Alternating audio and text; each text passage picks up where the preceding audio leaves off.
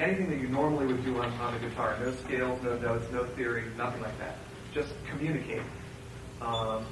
And what really strikes me, and I can remember clearly, is how some of the people in the class really objected to this and actually wouldn't do it, wouldn't try it, and just thought, this is bullshit, I'm not going to sit around here scraping on my, doing whatever you're going to kind of hook up. As time has gone by, and for me, I've gotten, to the point where I'm generally musically literate, I can read, I can write, I've done, composing and atonal fugues and all that stuff. That exercise that he taught me has really stuck with me the most and been something that I found is really like the basis of good music. And the basic idea is that music is about communication.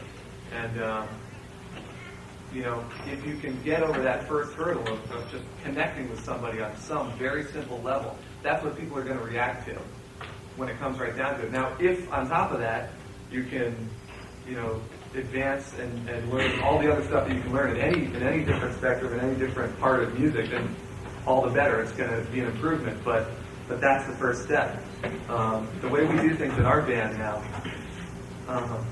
we practice a lot, and it's something that we've always done. And generally, one of the things we'll do in practice is basically that exercise, but with a little bit of a hook.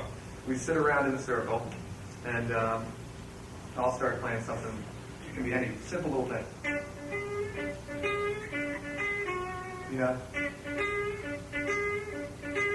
And then everybody else comes in, the other three members, with something that's very simple and then makes some sort of a pattern that is music. So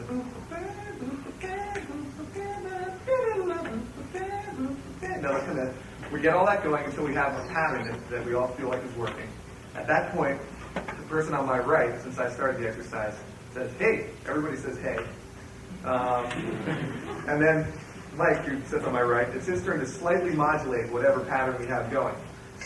So let's say I had started, and he was going, or something like that. He might change it to minor or add one more note, something very simple. At that point, everybody in the room has to change their little part of the exercise to fit with his. The idea here is, and when you settle into a new groove, after he's modulated, everybody's modulated into the new groove, everybody screams, hey. Okay, it sounds weird, but maybe sometime we can actually try this to use it as an example. I get 3 people up here sometime during the day, but you wouldn't believe, in order to do that exercise, you have to be consciously listening to everyone in the room, not just yourself.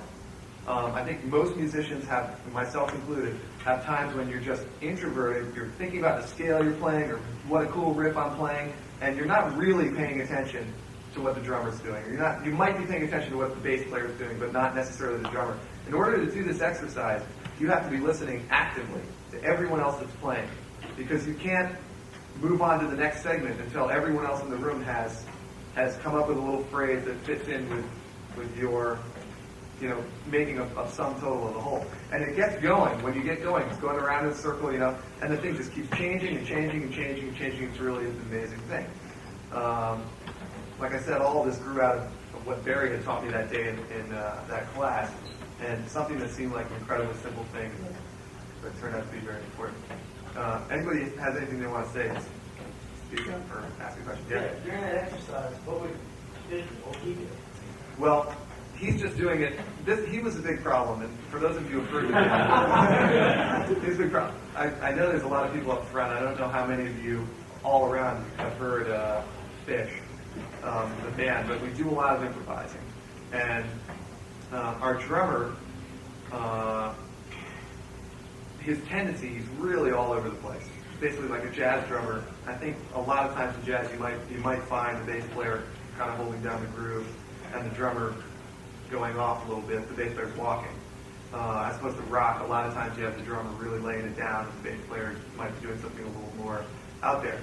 Our drummer is really a jazz drummer at heart playing rock. He goes all over the place. And we would do this exercise, and it took him longer than anybody else to get the idea that, see, when you start your phrase, you have to be thinking, I've got to play something that everybody else in the room is going to be able to hook up with, And the general tendency is, what am I going to play? I got to play something. Even just between the 4 of us who are close friends, it really is incredibly hard to get to the point where you're open and you're like, all I want to do is connect with other people. So for him, he would start with these things like, and we'd all kind of be sitting there like, well, how am I supposed to compliment that? And as time went on, I think he just started to realize that I've got to play something here that, because if I can't, if I'm, a musician, and if I can't understand what he's doing, then how the heck is the audience going to understand what he's doing, And really, it's paid off in droves. I mean, we can go out there and start improvising on stage, and I can feel people reacting to it, and simplicity, one of the things we were just talking about is we did a tour with Santana, and I'll get you after that. Carlos, I mean, to me, is one of the most. Probably everybody in this room can sing, the guitar solo note for note to Oye Como Va or Black Magic Woman, and there's a reason for that. He's playing like straight out of his heart. He's hearing it first and coming. None of this riffing, like madly riffing stuff. It just goes over people's heads, And it's such a hard thing to do. It's such a hard thing for me to do. But the direction that I've been trying to go in, and that I've noticed that really seems to work, no matter what style you're playing, is to get to a part where people can understand what you're saying. Just like when you're having a conversation with somebody. There's a point you're trying to make, you're getting it across in the simplest way. So, something that Carlos does really well, I think. I mean, just nails you in the heart with that one note, or B.B. King or something like that. And, I've heard this kind of stuff.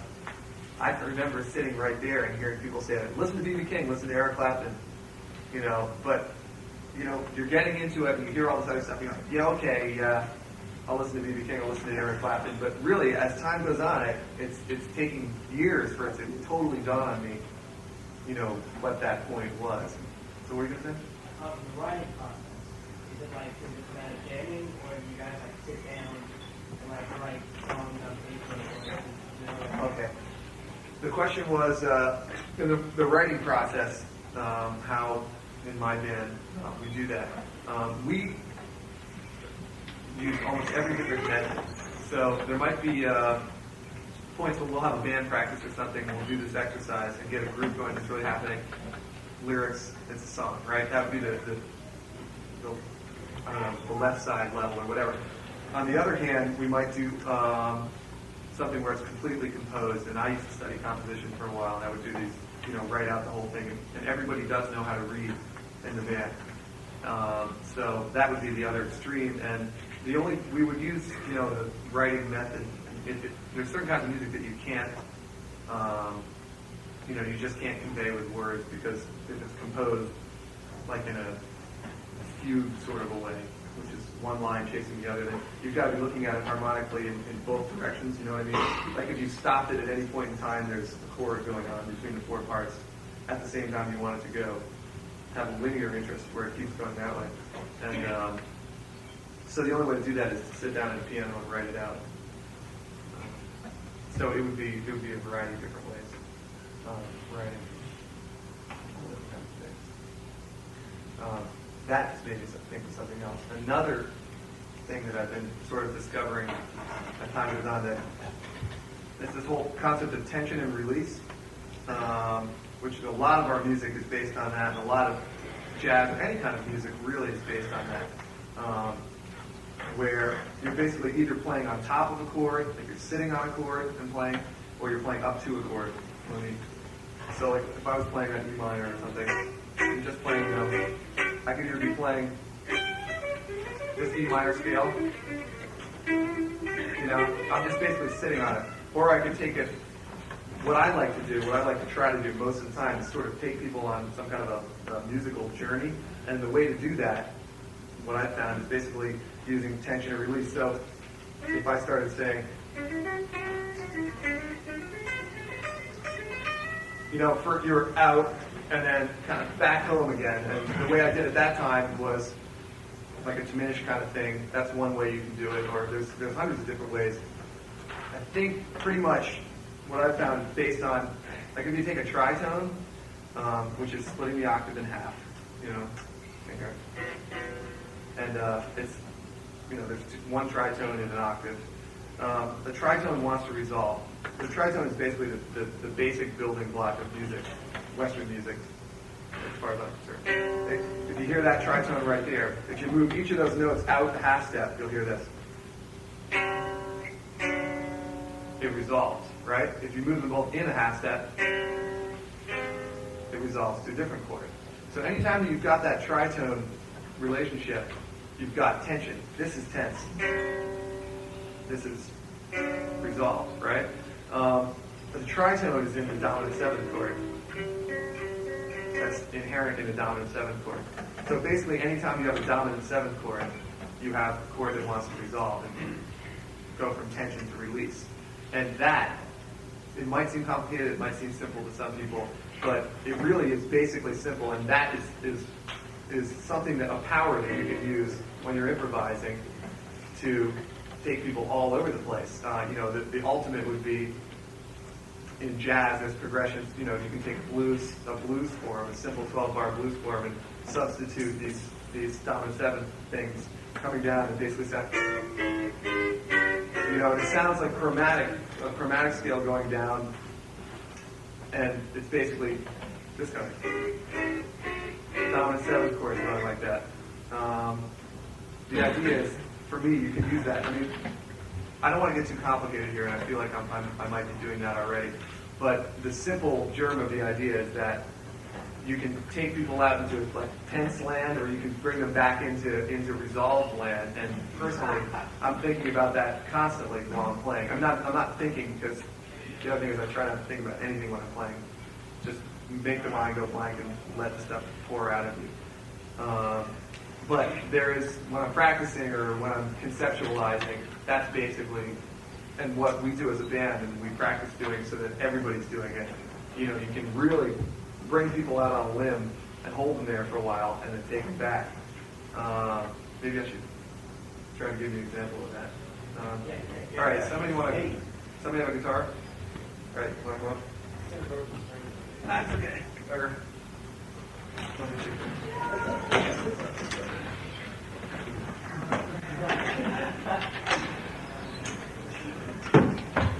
You got it. Okay, let me get mine. I got it. That's okay, as long as you can strum some chords. We'll just do this acoustic. This guitar. Keep this on there.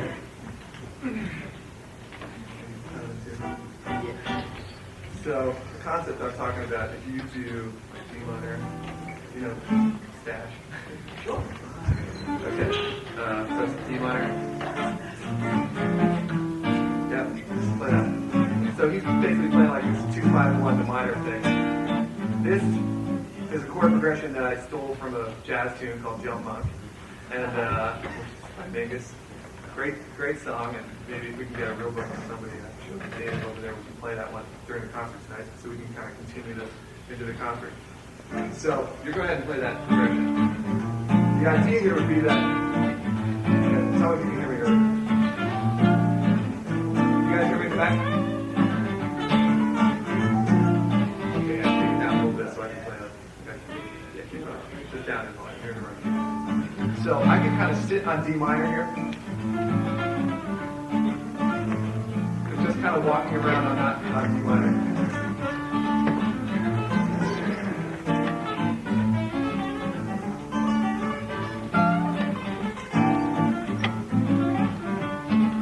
That's basically sitting there. Now I'll do it again, but this time I'm going to take you out kind of into what I call tension land. Hang out there for a while and then bring you back to D minor. It should be more interesting.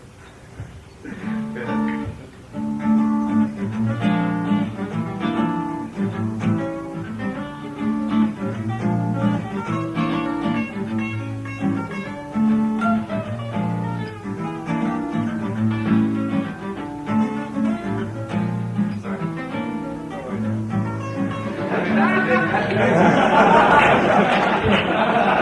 The basic idea here is, as much as you can, to kind of bring out. And there's a guy that I studied with for a while when I went to another thing, Jazz in July.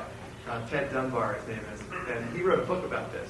And his book is 23 different scales that have a tritone in them, basically resolving to some chord. So if you're in C, then it's a G7 chord, which you're going to C. So the tritone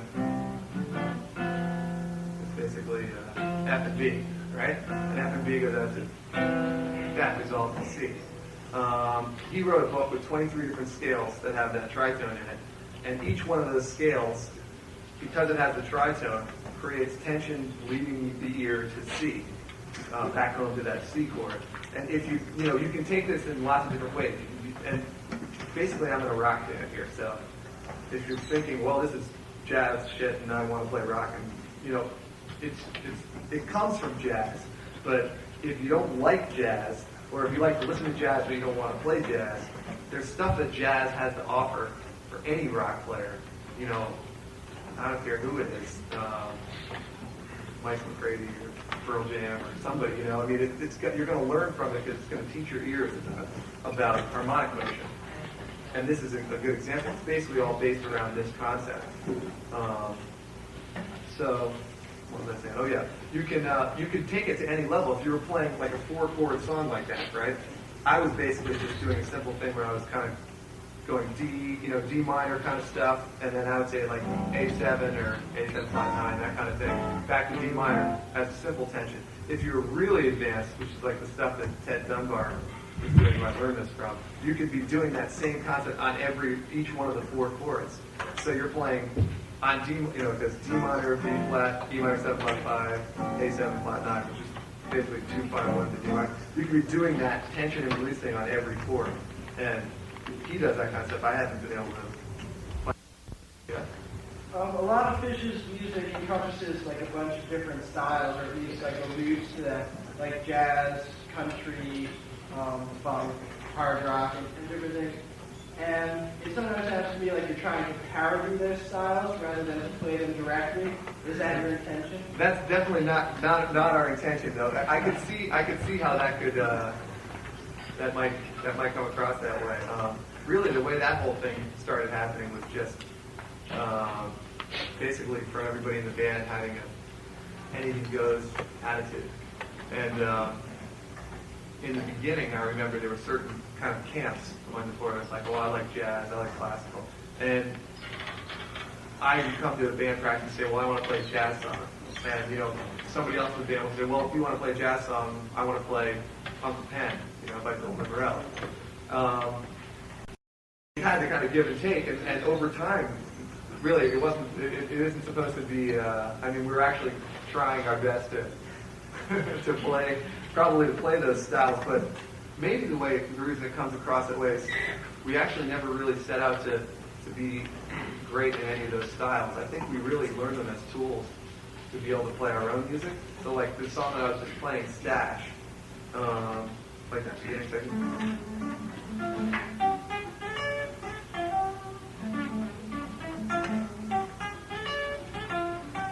That's the melody from the beginning of that song, and that was like I was listening to a lot of Benny Goodman big band style jazz, and they'd have these clarinet lines that were answered with the band. When I play that in the band, they'll answer, so I'll say, the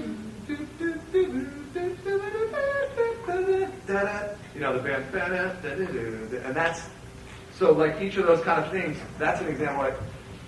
Like I never set out to play 40 big band jazz as well as those guys did, because you'd be beating your head against the wall, or it would take a lifetime just to learn any one of those styles.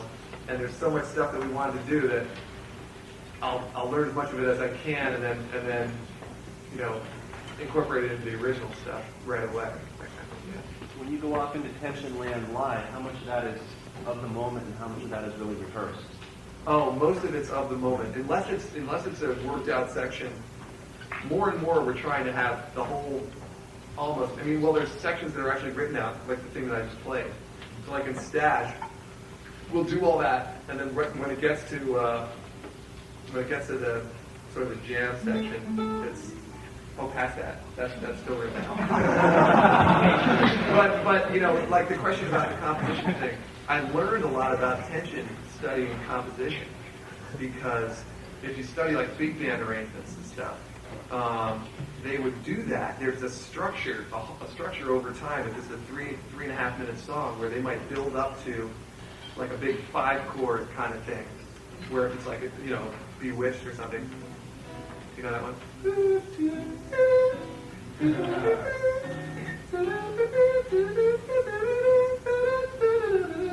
Like Benny Goodman or something like that would take this, or Eddie Sauter, who was his arranger, would take this song, simple little melody. Everybody can hear the melody, the singer might sing it, or the guy would play it, or whoever, and then put this arrangement in where they're going to modulate and stuff, and eventually, usually, you're going to end up on some kind of big altered 5-chord, and it's going to come back home at the end, right? So there's like a triangular tension thing. Same with fugues, which, the classical style composition. A lot of the thing about studying these different styles is you start to realize that they're all kind of the same, and there's a lot more similarities than people think. And people become stylistically bound to one style, and I think they might turn off other styles and not realize the incredible similarities. I mean, if you take Yngwie Malmsteen, right, and Wynton Marsalis, these two people have nothing in common, basically. I mean, one is jazz, and one is metal, or whatever style you want to put Yngwie in. Great musicians of very different scope. Okay, who did Yngwie Malmsteen listen to? He listened to Jimi Hendrix a lot, definitely. I mean, among other people. Who did Jimi Hendrix listen to? He listened to blues, black blues, and, this stuff came out of basically the same place that the music that Wynton Marsalis listens to. If you want to look at it that way, as a tree, black American music spawned basically both of those two people. And it's really not that many generations back. And, bluegrass and music coming from Ireland over, the more you study the whole history of the thing, it's really interesting for me to see that the lines cross, and there's no reason why you shouldn't be listening to and learning all the different styles, because the more similarities you see between the different styles, when you can pinpoint the similarities, you see that that's something that is probably a strong thing in music in general, like maybe this point that I'm talking about, the tension and release thing. Yeah. Phish has some of the greatest vocal harmonies and most interesting things. They don't sound just like improvisation. Right. All right. He asked about our vocal harmonies. This just goes along with the learning every style thing. We actually take barbershop quartet lessons. There's 4 of us, and unfortunately, the guy who was teaching us just passed away, which is very sad. But so none of us.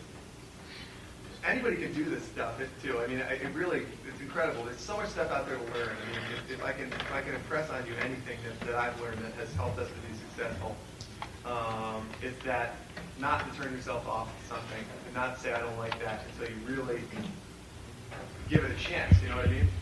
So we take these barbershop quartet lessons, and we learn Sweet Adeline. That's all traditional. Like that arrangement for Sweet Adeline that we do is written in 1896 or something.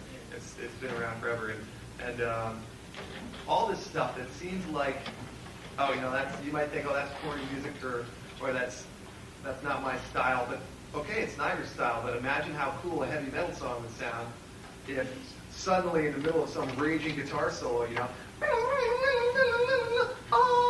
4-part harmony comes in. You gotta be creative with this stuff and use it in ways that it wasn't intended to be used. And there's so much stuff out there. And then all of a sudden, so we're learning these barbershop quartet things, and all of a sudden we start noticing that, wow, these bluegrass people are doing these harmonies too, and aren't there a lot of similarities? They put the 6th up there in the harmony, up above the, or, boy, if you want to put an altered note, like a 9th or something, you better have a flatted 7th below it. Or, you start to notice these things, like, okay, well, they're doing classical choral music, and everybody's doing it. And you start to realize, well, that's just something that works according to our Western, version of harmony. But there's people. I don't know if you've ever listened to the Bulgarian women's vocal choir, or people like that. I mean, there's other stuff other than Western harmony. We'll check that. Yeah. Songs like the songs and Dave Co's Private Sky, they're all like so multi-climatic. Like they just fun. Like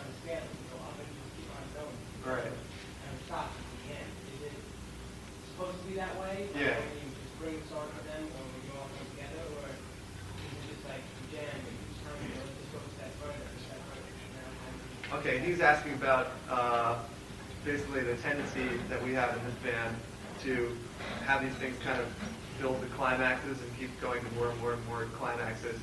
And some of these songs are, I don't know, like I said, I'm not sure who's heard what, but some of the songs, the one that he was just talking about, is a pretty long song. It's got a variety of different sections that sort of build on each other, finally peaking out in absolute mayhem, that kind of thing. Starting off with a very quiet, four-part sort of classical thing and building up. And I think it's just a tendency, and because now you're saying that, it's something that, like I said, I think about in improvisation, and I think about in composing too, that to me, that's one of the beauties of music, is the ability through a variety of means, some of them purely harmonic and some of them energy, of bringing people up to a climax, you know, and then dropping them off, and then hopefully bringing them up to another one. Okay. A lot of your stuff seems to be triad based, and a lot of your solos too. Yeah. So it's like, how did you work that out practically? Like, how could we use, like, how do you think of triads when you're playing numbers? Well, I never really thought, some of the songs, I can see that more in some of the chord progressions. Horn, again, as an example. Or I actually try to think more, I think chromatically when I'm soloing. But one thing that I do a lot, and maybe this is coming out in a weird way. Oh, he asked about my solos or song structure being sort of triadic, you know, triads, jumping around in weird ways.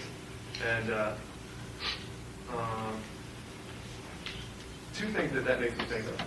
One is that I try to, if the things, like I was saying before, I've been trying to get simpler and simpler and simpler and realizing that that's more important than getting more and more complicated. And one of the things that I do is I sit around playing like TV themes, and you know, today when I was driving down the car, my girlfriend was driving, and I just pick up the thing and put on, like, you know, the easy listening station or something, because the songs on easy listening usually have stronger melodies, despite how cheesy and awful they are. You know what I mean? I mean, really, it's true. Or anything, just put the stand thing on and sit there with the stand thing on and play whatever comes on. So, you know, if you're playing wood, you know. Okay, now you know that one. Now you do. I picked up my Beatles book and I was going through the, you know.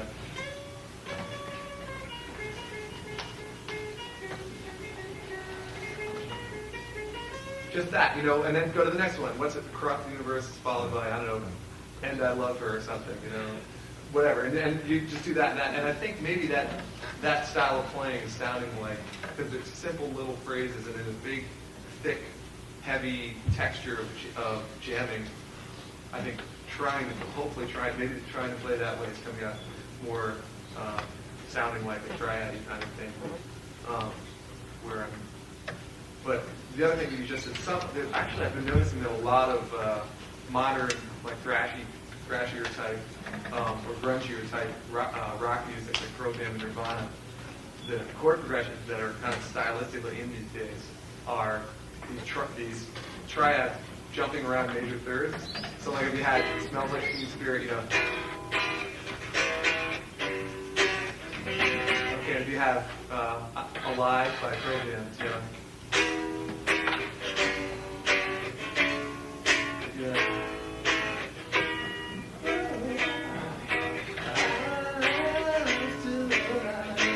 And they're all, really, this is the thing about, like, you sit down and analyze this shit. It's like a style that's happening right now. And they're really, you know, Alice in Chains, bands like that. These jumping up major thirds with triads. Okay, so then I'm sitting there the other day playing around with that. You can do things with that. It's hard to play over that progression, really, if you think about it. So you can, so I was doing, if it's, you know, E, G, E, you could do like,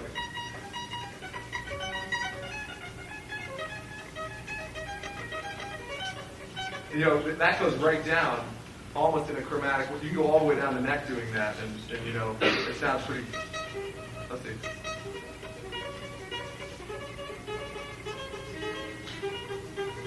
Let's see. That's just with those, you know.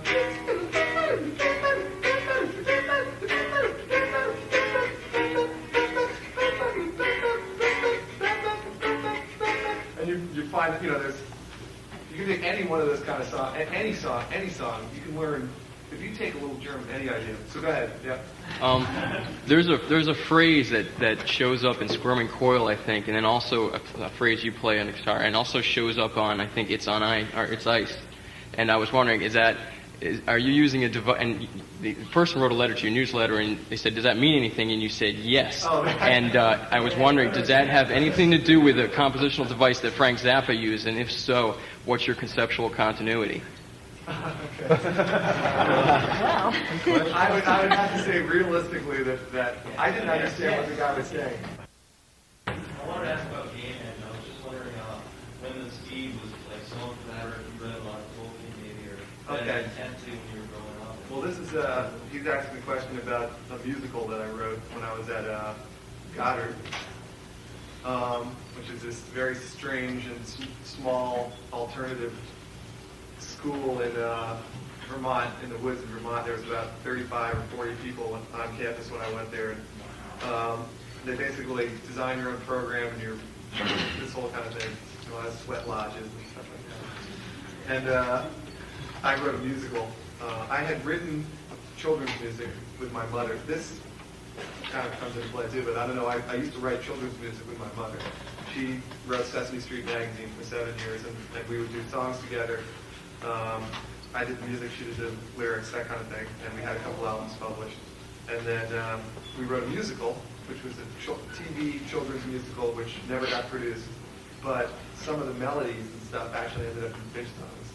One of them was the one you said from Blizzard, which actually used to be a song called If I Were a Dog.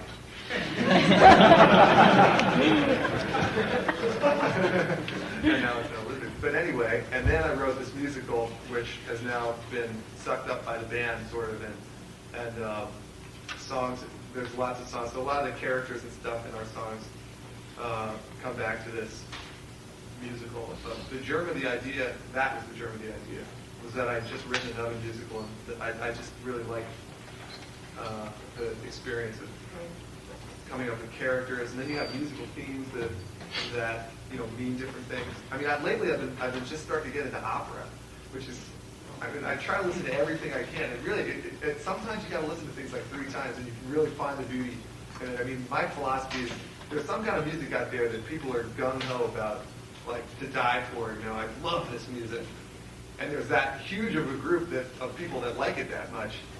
There's got to be something going for it, and sometimes I just can't see it, and I can't see why anybody would like. Well, I'm not even gonna say it. just because you know somebody might. I like Kenny G. Or something. It's not, I mean, you might like Kenny G. I just don't like that kind of thing. I don't know. Okay. In my band, like, we'll be jamming all these different parts, like parts of songs. I have trouble like unifying, putting together. Oh, really? Team the songs. And like your songs help that with all kinds of different parts. Like, how do you connect them, or how do you find like the unification? Well, for me, I would say he said if you've got a lot of different parts, how do you figure out ways to combine them? Because our songs have a lot of sections that run together, and this to me is basically study composition, because the art of composition is, as far as my definition of it, is that composing is taking a germ of an idea and developing it, right? And songwriting or something might be more of the art of coming up with a germ of an idea. And by studying composition, you learn. I mean, you'll notice that like a lot of classical composers and stuff would take a theme by another composer and develop it. And we have a song on our newest album that's the All Things Considered theme. You know? I don't know if you listen to that, the American Public Radio, that whole thing. But it's a great little theme, and strong, makes a statement, and then the whole thing is just developing it. So you're trying to get variety, you're trying to never repeat a single measure, so it's always changing. The melody is dropping to the bass, the melody is dropping to the keyboards, the left hand, it's spreading out, it's crushing together, it's playing backwards, now it's upside down, and it's fast. It's always changing, so it's like infinite variety and infinite sameness. That's what I learned from my composition teacher who's a composer in Middlebury, and it's something that, again, has stuck with me through all improvising and everything. I mean, if you can get some kind of theme happening, develop it. So that's the thing about hooking those sections. To me, putting them together is the fun part. You know, and coming up with them is fun too. Like I said, that would be the way to do it. Like study that kind of stuff, or focus on it. Did you study composition in college? Where I went to school was not a music school. It was like a liberal arts school. So what I did was I went here for one summer, and I went to Jazz in July for one summer, which is another kind of a jazz workshop, and that was later. And I found a composer who was a working composer, not a teacher, just a great guy. And I just searched out for this. I mean, I spent a lot of time looking at it, talking to different composers. There's composers out there. It's for composers these days. It's tough. It's a tough road, a tough world, and with Reagan and the whole, the arts are not getting money the way they were at some points. But it's always been a struggle. They're not getting money, and that's where it's hitting. Symphonies, local symphonies and stuff are so For a composer, you're not going to make any money, you're not going to be known. So there's probably composers that if you really dug deep, that are living right around this area, that you're never going to hear about because they can't get their works performed because it's so expensive to rehearse a 120-piece orchestra, and then that whole thing. But that's what I did. I didn't go to music school. I studied sort of I did study, but I studied the difference for me with Ernie, who's the guy I studied with, is that the first day that I walked in there, I tried to go to music school at UVM, and they wouldn't let me write anything. They wanted to wait till I was a senior to write, and I wanted to write now. I said, I want to write. And Ernie, I walked in, I sat down with him. He said, here's the well-tempered clavier. Go home and play this on the piano, which was just a monumental task in front of me. And then he said, and come back next week with a two-part invention, 35 measures long, with a one-measure theme. And I didn't have any idea what I was doing. I went home, all my parallel fits and, awful things, blah, blah, blah. Wrote the whole thing, came back, and he looked at it and said, this is terrible. But at least I had gotten going. It was so much fun, I mean, just to know that I could try this. Just writing the notes on the paper was it was like drawing or something. It looked so cool when it was done, and it was, and then the next week he said, all right, scratched out a bunch of stuff. He said, this is bad, don't do this is bad. Now write a jazz, big band jazz arrangement. Start off by writing it just on the piano, so it's in 4 parts. Went home, started writing it, came back, oh no, bad. Go home again, do it again, develop. And slowly it started to actually be something with a lot of hand-holding. And then after that was done, he said, okay, now let's orchestrate it. Well, he said, trumpets can play from this to this. They don't like playing up here because it takes too much breath. They don't like holding long notes because it takes too much breath. Or they don't like hitting short notes or whatever. Saxophones, boom, start doing it, and you're done, And it's another thing where I've got friends in bands. John Poppin, who's in Blues Traveler, who I had this conversation with 6 months ago when they were doing their album. He's like, I really want to do a string section, but I can't, I can't do that. And I was like, John, just do it. Just sit down and do it. You can sing, you can play the harmonica, blow out the string line on your harmonica, sit at a piano, blow the first note, find out what note it is, write it on the paper. It'll be wrong, and then find somebody that knows what they're doing, and he actually pay him $1,000 and tell him to redo it for you. No, and he ended up doing it, but it's on their album. Yeah. He thanks Trey.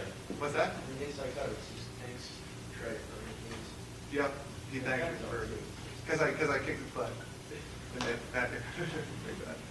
do you do all the arrangements when you have the wild card? Yeah, I did most of them. Mike did a couple of arrangements. He was asking if I did the horn arrangements for.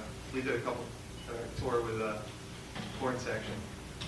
And yeah, and the thing is, I keep coming back to this simple thing, but really, it sounds like the more that this stuff comes out, okay, I'm doing these horn arrangements or whatever, it's really a lot simpler. I know it's easy for me to sit here and say that, but if you're feeling at any time like, oh, it's such a monument, this huge thing in front of me, learning this jazz or learning to write for horns or anything like that, it really, most of this stuff really isn't as complicated as it seems if you actually sit down and try to do it and are willing to make mistakes and willing to just put your butt on the line and do it. Like, you could come up, I don't know, there's probably people in here who don't play jazz, may not have an interest or have an interest and don't know how to do it and are very confused by the whole jazz thing. And if there wasn't so much pressure from other musicians and from the whole thing to like be great, or if there was no pressure, you could get up here right now and I could play the chords to your jazz song. You could just kind of listen to it and say, well, I'm kind of hearing C. It kind of sounds like it's going around C. And okay, well, I'm just going to play C major scale because that's what I know. And play what you hear, and just simple. And that's going to be better than, in a way, than trying to get up and play some complicated, stuff that's above your head. The best thing for me has been, like I said, turning on the radio while we're driving down here and playing just one note, simple melody to whatever song's on the radio, regardless of what kind of song it is. And like I said, I ripped out the table of contents of the Beatles book and just walked down it and one by one.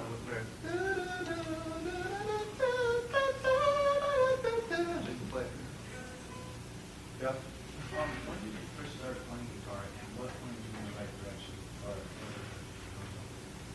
I started when I was in 11th grade, and I played drums for a long time before.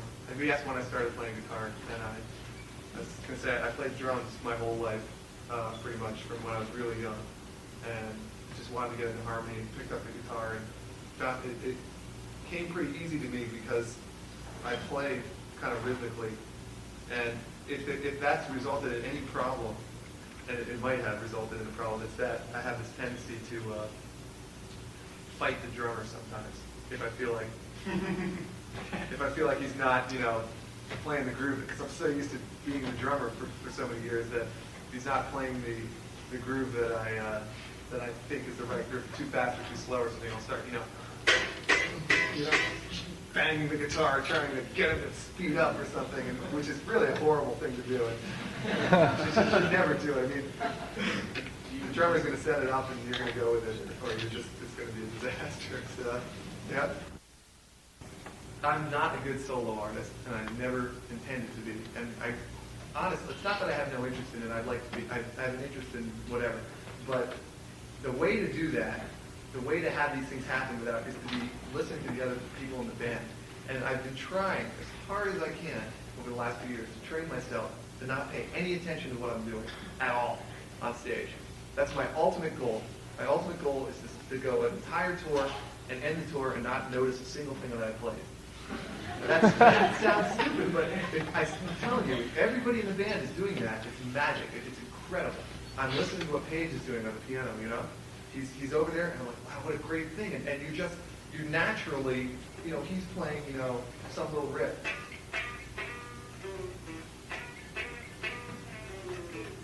And I might hear, this is what Paige is playing, I might hear him.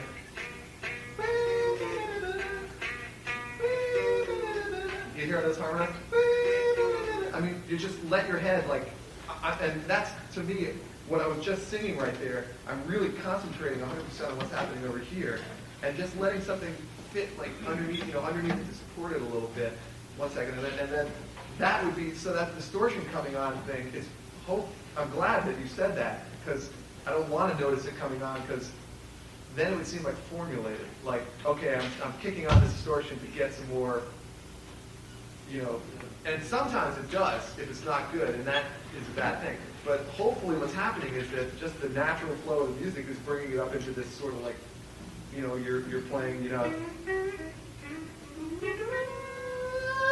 the distortion's on, because it built up to that line.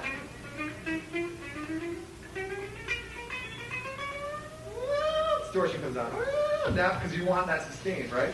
And sometimes I'll turn it back off. Like, now you're back off, so just it's like the flow coming. I've definitely done a good job of, while you're getting big, not becoming too big, i.e., spin doctors going. Right. As far as going commercial, what do you guys have in mind now? Okay, that's a really good question for those of you who are interested in this kind of thing. We do think about this a lot. He asked about, okay, a couple of years back, were kind of often quoted in the media with some friends of ours who were in two other bands, which is the Spin Doctors and Blues Traveler. And Spin Doctors, of course, most of you probably know, whoo, off the charts, 3 million records, the whole thing. And first, let me and his question was, how are you? We seem to have been able to grow at a natural rate without alienating any of our fans, I hope, yet, and that kind of thing, which kind of seems to have happened with Spin Doctors. But first, let me say one thing, since I'm friends with those guys. They didn't do anything. They didn't. I hear a lot of times that they tried to sell out or something like that. They did, but I mean they didn't. They sold a lot of records, but that's what they wanted to do. And that's the kind of song they wrote. This song 5 years ago. 5 years ago they were playing "Little Miss Can't Be Wrong," Two Princes, and people started buying it. And boom, there they go. And in a way, it's kind of a scary thing because I just was with them last week when they were playing at Stowe. And in a way, the people who are coming to see them now are so much more interested in hearing the hits and so much less interested in hearing anything but the hits that when they start trying to do something other than the hits, there's like a dead feeling in the audience, which makes it very hard to improvise or to do anything because you feel that people aren't digging it. And you're like, well, screw it, let's, they're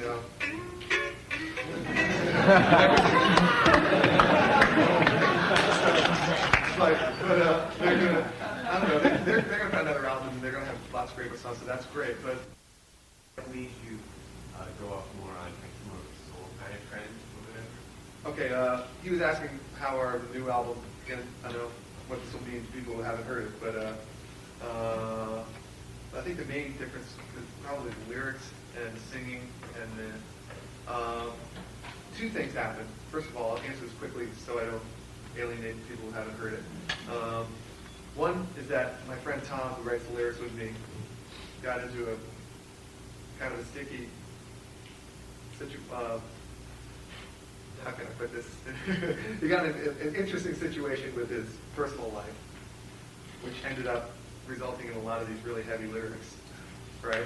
Just coincidence as much as anything, but that's what it was. At the same time as we were dealing with being on the road for 180 gigs a year and never trying to keep relationships going with people that with our respective loved ones at home, and really having a real hard go of it for a lot of the people in the band.